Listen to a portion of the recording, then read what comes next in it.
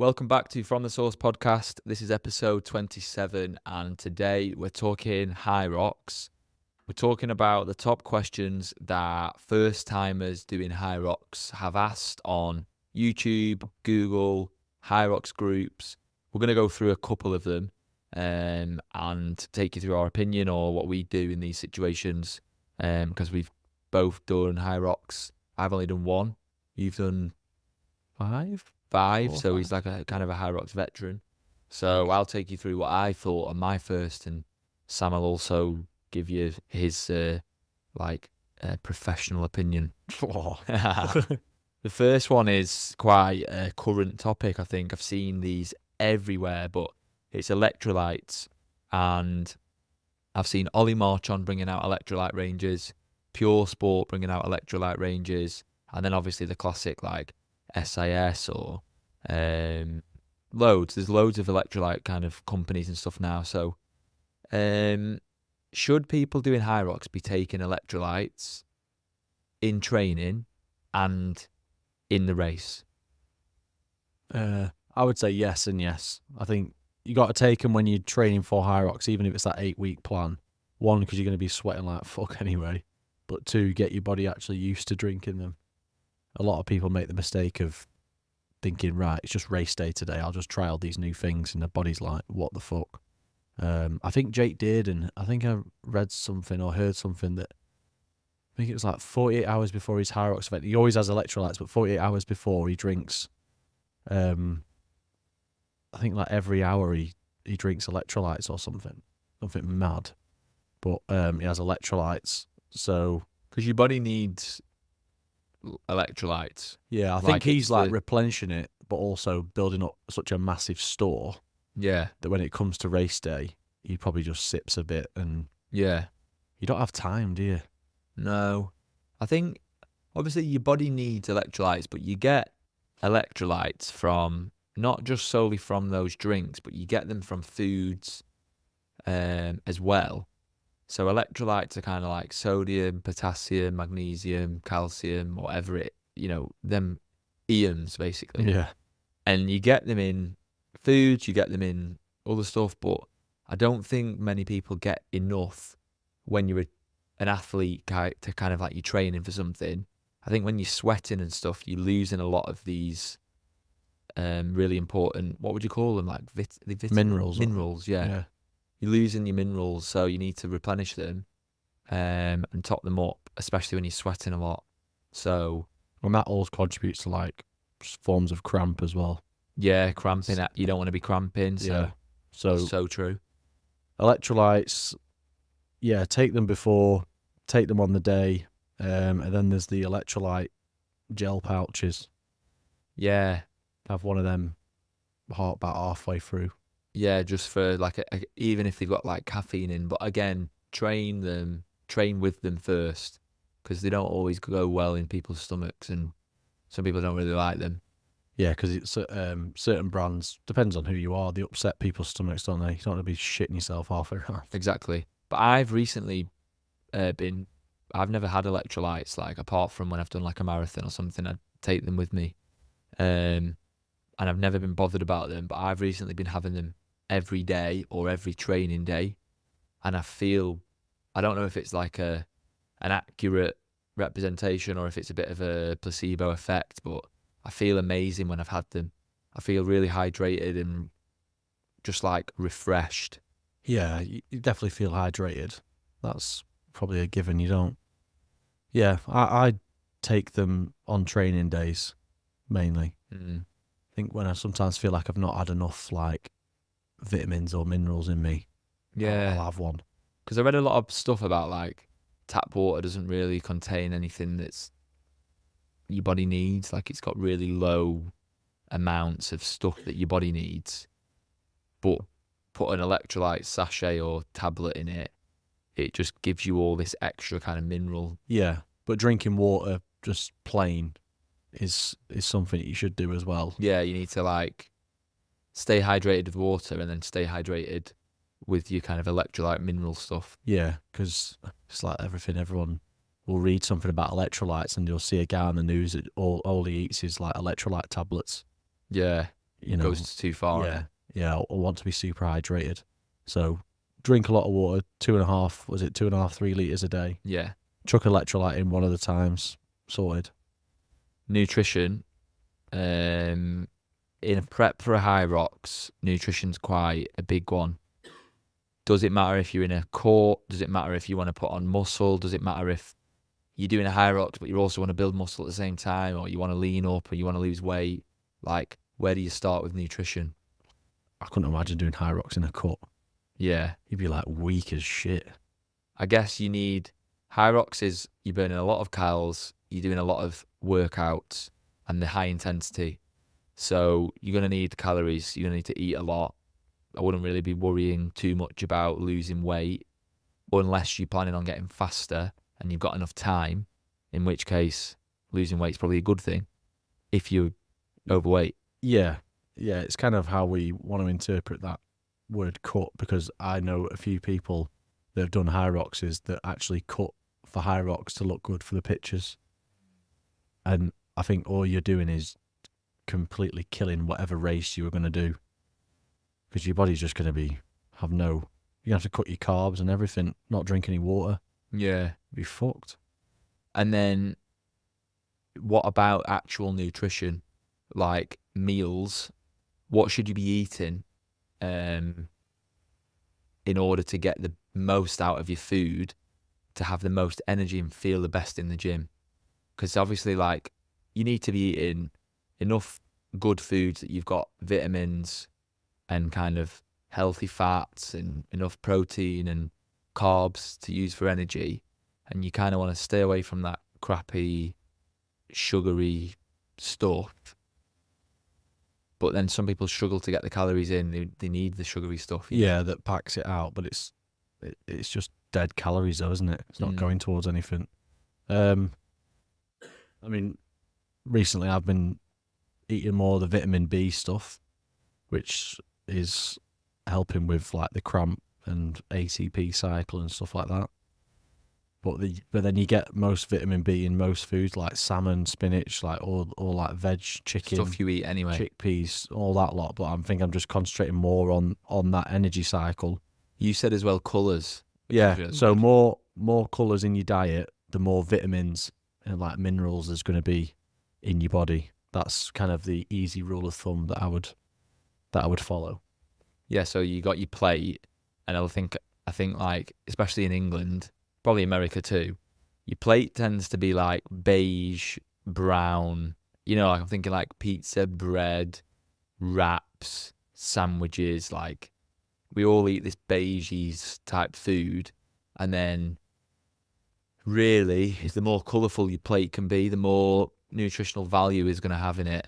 Yeah, so chicken, and then you've obviously got like rice or pasta or whatever you want to go down. That's pretty beigey, but then chuck in your salads, your sweet potato, sorted really. Yeah, I think the big thing for Hyrox training is eat enough for your training, because you don't want to be like running on empty, but then don't eat too much that you're going to be heavier and putting on weight when you're trying to, you know, stick to these splits and stick to these runs and stick to this kind of smooth transitions and stuff. Yeah, I'd probably maybe 4 or 5 weeks before your Hyrox race, that'll be the food that you eat all the way up. I wouldn't.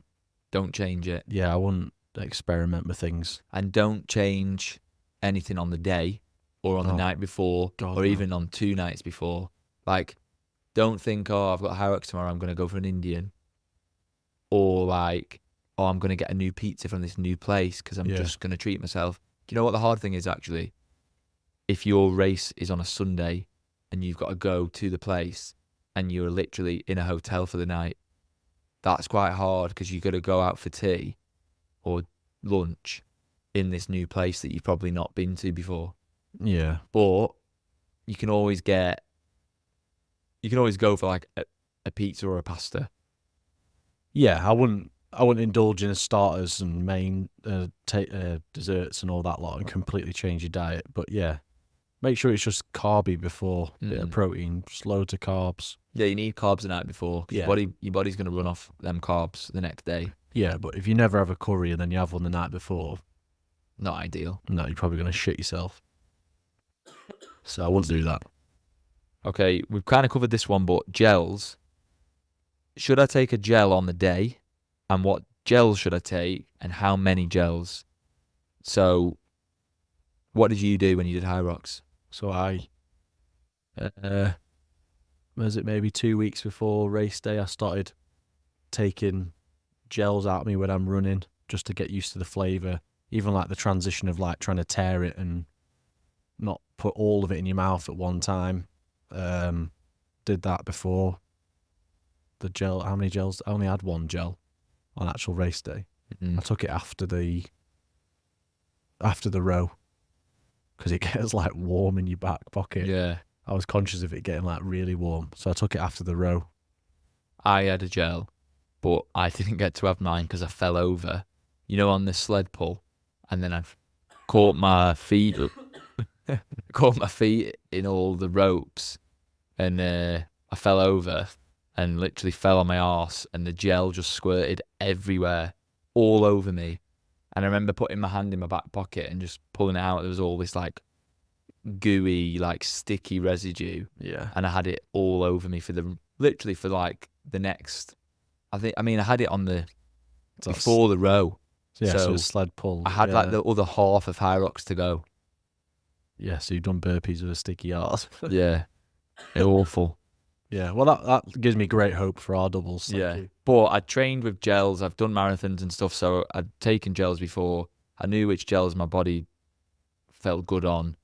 Flavours, I would say. Flavors that you like and stuff like that. Train with them. I'd say one gel is enough. You don't really need two in Hyrox. No, it's not long enough. I mean, most people doing Hyrox, if you look around, probably wouldn't even have a gel. But what you don't want to do is like start running out of energy and just feeling a bit flat, and then going over to like the Red Bull stand and having some Red Bull that you've never had in training, and then it's sitting in your stomach and it's coming up in your chest and you're burping, and you just want to do everything you've done in training, but do it at the actual race. Yeah, I'd avoid them tables in the rock zone. It's not worth it. I thought it was water, poured it over my fucking head. It was orange electrolyte, so I had like a sticky, salty head, like for the rest of the race. That's worse. Got two, and as I went to pour it, this girl was like, "No," and I was just obviously I was off, and I just went. That's class. Everywhere, just orange. That's brilliant. Embarrassing, but yeah, I wouldn't start touching the Red Bull and stuff like that. Unless you train with it and you use it. Yeah. I mean, if you are using Red Bull in training, it's not very healthy. No. And they only give you like a little shot of it in the bottom of the cups. And do you know what I find funny is that when you finish the Hyrox event, like you obviously go through the finish line, you get your badge and all that, you walk down the stairs, you take your anklet thing off, and then they give you an ice cold can of Red Bull and then point you to the shittest like table full of like brown bananas and apples. Yeah. And then that's it. They gave us my protein, the one I did, which was quite cool because you got a free shaker and a sachet of protein. Oh. It was the protein orange liquid, which was quite nice. I had to enter give my email for it. I had to guess the number or something, and I got a shitty bottle, like a really short, stubby one. Oh, really? Yeah. Pretty crap. Next one, what shoes should I wear for Hyrox? Interesting one, because I actually typed this in Google when I was doing my first one and went through all the shoes. Some are like 300 quid. Some are 50 quid. It just depends on what. Do you know what it depends on? What you can run fast in. That's the number one thing. And the second thing is, what shoes do you have or can you get that have good grip so that when you're pushing that sled and pulling, your feet aren't sliding. Other than that, like, it doesn't matter. I think the wobble on the lunges and the wall balls. True, yeah. You don't want to be. Some people do it in the Nike Zoom Vaporflies or whatever. Yeah, so I was going to say I did my third one in the Vaporflies. And what a bad mistake that was. Yeah, you don't really want to be lunging in that. I felt absolutely rapid running, which you do in them shoes. They're like race shoes. But my well, my initial worry was the sleds. So I went to push, and they've not got much of a heel on them, so your heel slips out. So you can't really tie them very tight because the laces are so shit, like they'll snap. The next thing I didn't think about was the rower. Obviously, you put your feet under the rope, and the back of the Vaporflies have got a pointy heel, haven't they? Oh yeah. So when you put your foot in the yeah. bottom, you've It got doesn't like quite fit. it's dulling the point, which obviously isn't a problem, but you actually can't get your feet in. So that was another issue. Lunging, you're always wobbling. Mhm. So the only thing they were really good for was the running, but yeah, There's loads of good websites you can go on, and some people will have. There was one good website where every elite athlete was pictured, and their shoes they've got were linked, and you could kind of go through like Jake Dearden wears these, Hunter McIntyre wears these, and then yeah, I got some Brooks. I don't know what they're called, to be honest. Brooks Tempo or something, and they're just like lightweight, nice black and green like running shoes, but they've got really good grip on them for the sleds, and I love them. Like I do all our training stuff in them Yeah. really. Some of it's preference. Like I have a pair of Hokas because I like the thick sole, and they've got quite a wide footbed, but they're slightly on that Sketcher type vibe with a rocker, which isn't too bad. Yeah, Or because it's a firm foam, whereas the Vaporflies are very soft and springy because they have to be. yeah. So on a lunge, your foot is pretty much. You kind of want something with enough stability where you're not going to start like losing your balance, but all because even on the wall balls, you ever tried squatting in something where like The rocker system, yeah. it's you're not chasing ideal, the is ball it? all the time. So I think get the shoes that you think. I mean, research it, but get some shoes that you think are going to be all right. Train in them, and if they're not all right, use them for running or use them for something else. But just go through and try a few different pairs out. Yeah, and to a point, probably look at what the pros do because Hunter races in Puma Nitros and Yeah, I think they're at the top. Michael Saucony, Saucony people- or whatever they're called. yeah. Michael Sandbach races in them. Quite a lot of them do Saucony, but they've got a wide foot base as well, similar to like Hokas and stuff. I think if you weren't worried about spending too much and getting it wrong, the Puma whatever's are like the actual affiliate shoe. So that's got to be good. Yeah, I think when you complete your Hyrox race, not that it'll matter then because you've already ran, but I think you get a 20%. I know they stopped doing that. Well, they give them away sometimes for free. Yeah, you could do competition stuff. So Yeah. go off what the pros do, but you'll mainly see all the decent runners using like Hokas, Saucony, Pumas, and then you'll see all the newbies in bright pink Vaporflies. Yeah, and it's like 247 tops. Yeah, So yeah, it's a given that. that's what you'll see. Bright pink. And just because everyone wears it on the day doesn't mean it's actually like the best thing to wear. Just try it out, but I wouldn't want to be pushing a sled or wall ball in them kind of Zoom Fly things. No, but you've probably got to wear them in for like. I wouldn't buy them the week of. Like you've got to wear them for your whole training, 8-week training plan. Wear them in as well. Yeah, you got to get used to them. Okay, the last one is, should I do a solo or a doubles for my first Hyrox? Because you might go, I'm doing a Hyrox and I don't want to let anyone down and I don't want anyone to kind of drag me along, so I'm going to do it by myself. But then a Hyrox by yourself's heavy. It's a tough one because my first ever one was a double and I'm so glad I did it as a double because when I did my solo, it was still bad, but you knew what was happening. I don't know. Solo's tough. It's mind game solo. Yeah, more than the actual workout. Because you've got no one to pace you, no one to. You run past all your family and stuff, but you only see them for a split second. No one to help you. And you're kind of in this like mist of people doing the exact same thing at the very, very similar time, but you're just on your own. Yeah. Like no one's there to help you. No one's actually going to talk to you because they're in the zone as well.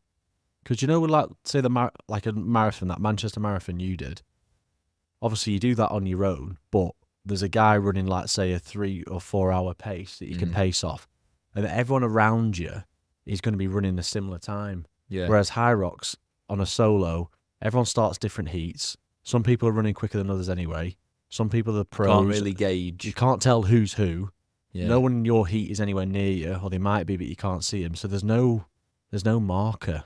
Yeah. So you just get lost, and it's really hard to, like, stay focused. Whereas if you did a double, obviously if you're picking someone that's similar ability to you, that helps. But pick similar ability, and then at least you can suffer together. Yeah, I like that. I think if like my first one, my only one, was a double with someone, and I was thinking it's a good way to get into Hyrox because you're doing half. I mean, you're doing half the workout to start with.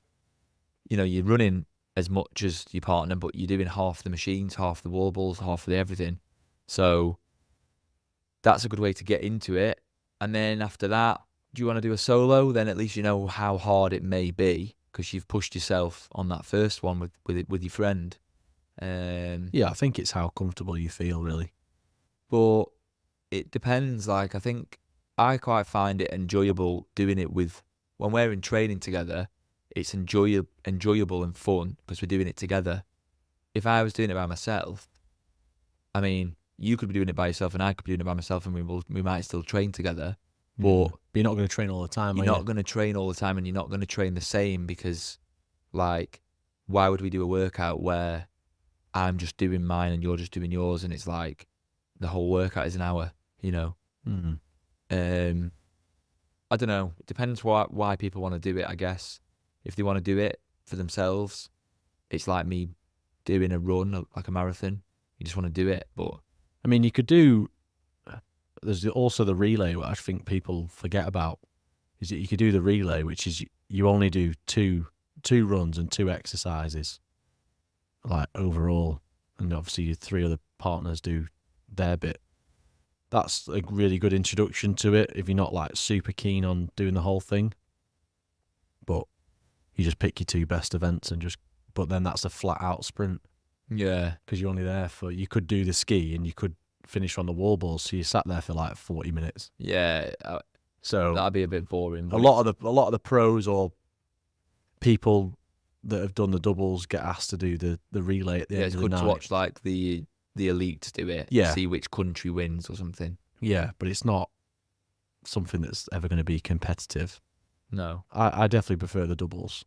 Definitely. Yeah, I think if people are like debating doing a Hyrox, then do it solo or do it as a double, but just book it in. I think sometimes the scary bit's the actual booking system. Oh, I've got to pay for this, and I don't know if I'm going to be able to do it. Book it, and you'll make sure that you do it because you won't let yourself down, I don't think. Yeah, and also I don't think you'd want to be. There's a lot of people watching, even though no one's watching you specifically, but someone will watch you if you fall over. Oh, And yeah. have a laugh or can't do the ski or whatever. So you want to train to somewhat impress some people or not make yourself look like a tit. Yeah, and, like, there's so many people cheering you on that you won't give up and you won't stop. I think the cool thing is, like, there'll be people doing a Hyrox that just really aren't arsed about the time. They just want to get it done. So if you are on the floor and you feeling like it's really hard and it's really tough, they'll pick you up and be like, come on, we'll do it together. Like, some people just want to do it just to say they've done it, I guess. Yeah, a bit like a marathon, isn't it? Yeah, like, they're not bothered about getting the best time. They just want to get it done. But I definitely recommend it. When I did the Hyrox, I loved it. I said to you, like, let's book one in. We're doing Birmingham in October. Yeah. So we're training for that. It's just good. I think it's good to have something to aim for. It's good to have something to train for. So if you are someone who goes to the gym, you're kind of getting into Hyrox, then book one for maybe like 6 months away or 7 months away or even sooner if you're fit enough, and then train for it and get ready for it. Yeah, you do get a bug for it. I do like him because obviously you get to do it with someone else, and then, you know, your family come, my family come, everyone's cheering on. It's quite an intense environment because there's not a lot of room to move about in. But, you know, it's nice seeing your family cheering you on or whatever. Yeah, and you feel proud of yourself and they feel proud of you. It's a cool thing. It's a good experience. I think if you've never done a competition or a run or a race, get one booked. Yeah, it is a unique event. There's not many events like that. No, and it's very up and coming. You know, it's kind of not up and coming anymore. It's kind of up. Yeah, So if you want to get onto it, get there now pretty much, because it's Yeah. only going to get more and more popular. And I mean, it's almost impossible to get tickets now. So yeah, you've got to have an affiliate gym basically now. That's yeah, where otherwise you're just going to sell out. that's where they forced you, because when Birmingham tickets were released, when we got them, most of the ticket allocation had sold out on the affiliate day, the day before. Yeah, So when they went for general release, there was hardly any tickets available. everyone was kicking off. Yeah, going mental. But Well, I think people want a fair chance of it, don't they? And they want the tickets, and it is really popular. So you can guarantee that every Hyrox event's going to sell out. I think that's hopefully some knowledge we can tell people, is that if you're starting off new to Hyrox, no one tells you to get the tickets through. Find an affiliate gym and get the tickets through them, because if it's like general sale, you're not going to get them anymore unless you want to go abroad. It's better going through the gym. They give you a code, you put it into the website, you get the tickets. I think they're like 10% off as well. Not that means anything, but Yeah, it's like 120 quid a ticket now. yeah, that's a good tip actually. So join an affiliate gym, get a code, because they get a block of tickets. Okay, well, if you're still here and you're not yet subscribing or following or liking, then please do. We are on pretty much every channel, like Instagram, TikTok, YouTube here, YouTube Shorts, everything. We're also doing a couple of things just to let you know. So we are doing, like we said, the Hyrox Birmingham in October. So if anyone's going to there, leave a comment. We're going to try and make some content when we're there, so we'd love to get some of you involved. We are also doing a charity run at the end of August. We're going to leave the description link in the... Why do I say that every time? The link in the description. The link in the description where you can donate. We're trying to raise some money for a mental health charity in Blackpool where we live or live near. It's a charity close to our hearts. So if you can read the description, then we'll link it there and it'll tell you a little bit more about what we're doing. But yeah, we're running 153 miles from Bridlington to Blackpool, which is going to take us around 18 hours. So it's a tough one. It's a big one, but we're going to get it boxed. I think that's it. Done. We'll catch you in the next one. See you on the next one.